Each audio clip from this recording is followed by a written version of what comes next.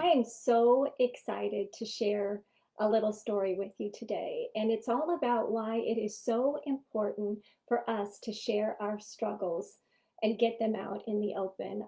Sometimes I think that downplaying our struggles and pretending that things are just a-okay is really just ingrained in us. I mean, don't let people see you cry, don't let people see you mess up or stumble or any of that those thoughts can really kind of be our default setting. And that kind of thinking is so wrong. In reality, the wisdom of us learning things, experiencing things, struggling, stumbling, messing up, that can be invaluable, especially when we pass it on to other people. There's a saying, be a river and not a reservoir. And it's really true in this case. And here's what that means. A reservoir is a still, immobile body of water. It doesn't go anywhere. It's kind of stagnant. You can think of it as a giant puddle. That's a reservoir. It's really not helpful for anything.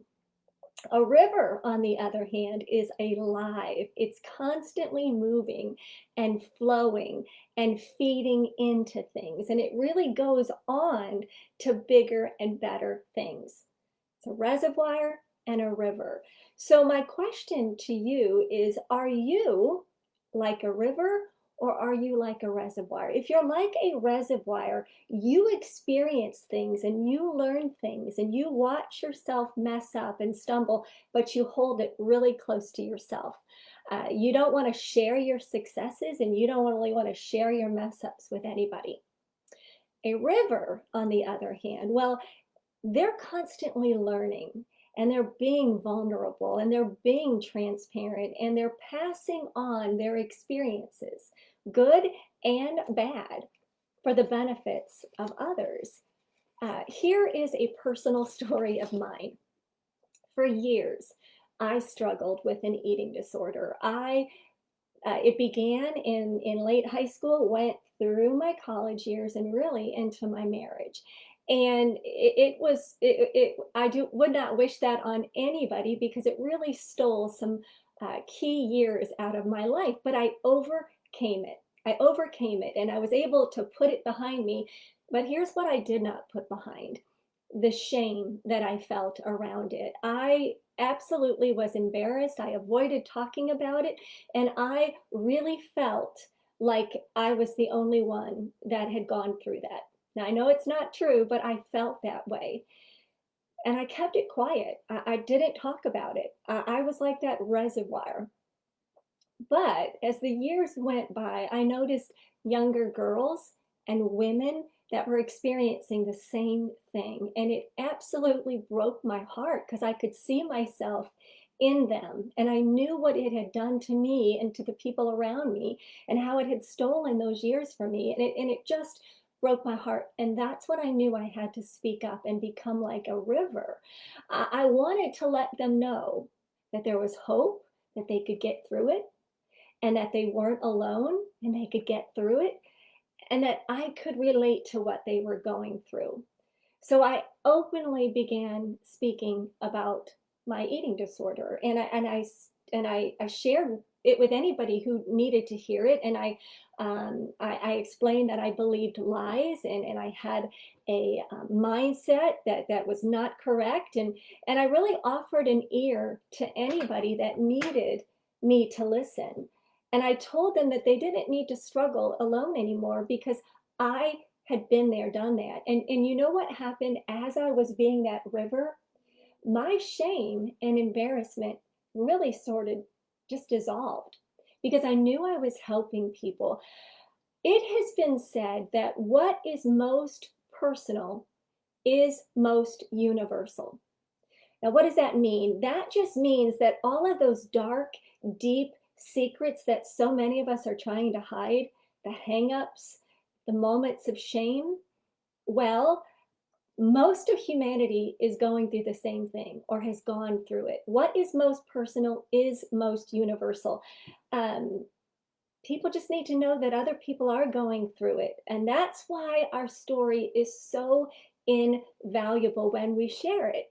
Staying quiet and hiding our shame and pretending that your life is perfect and settling, that is being stagnant. That's being a reservoir. But letting other people know that you have been there, done that, that you've walked a mile in their shoes, and that you have lived to tell about your story, that is being a river. When we let others know that the path that we were on, and really that we're still on from time to time, is crooked and curvy and rocky and full of bumps and hills and valleys and all kinds of things, when we let people know that that's the path that we've been on, then the path that they're on now can be, the way can be lit for them, and they can find a way out, all because of your story and all because of my story.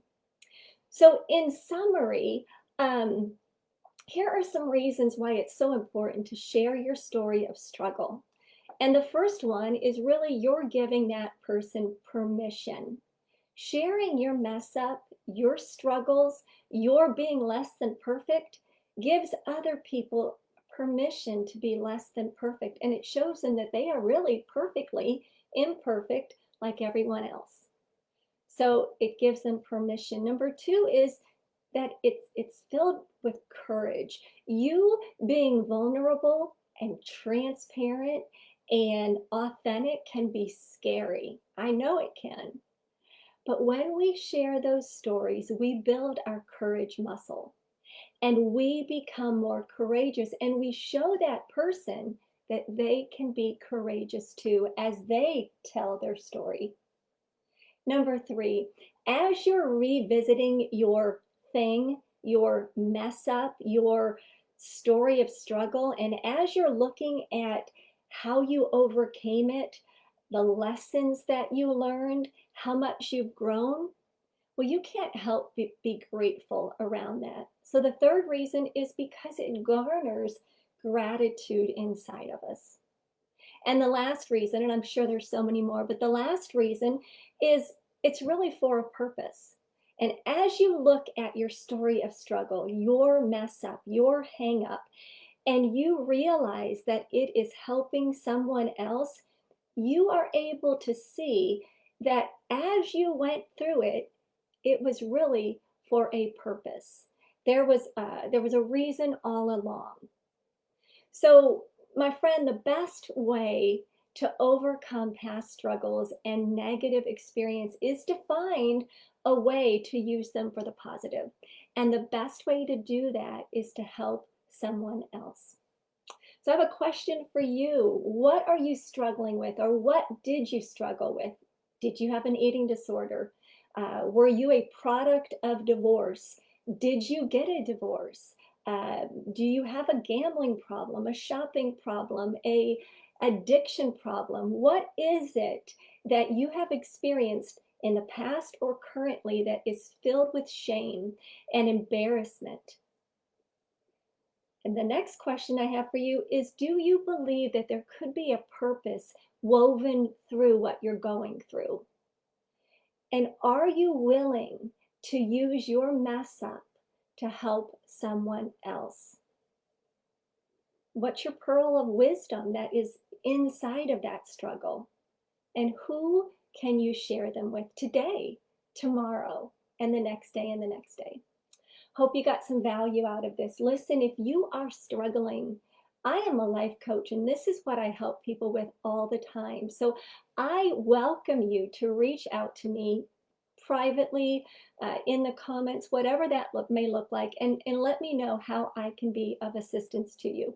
If you are a female and you want to join a group that we have on Facebook, a private group, it's called the Confident Woman Club, I invite you to check out the comments below where I put the link, and we'd love to have you. Thank you so much for watching the video today.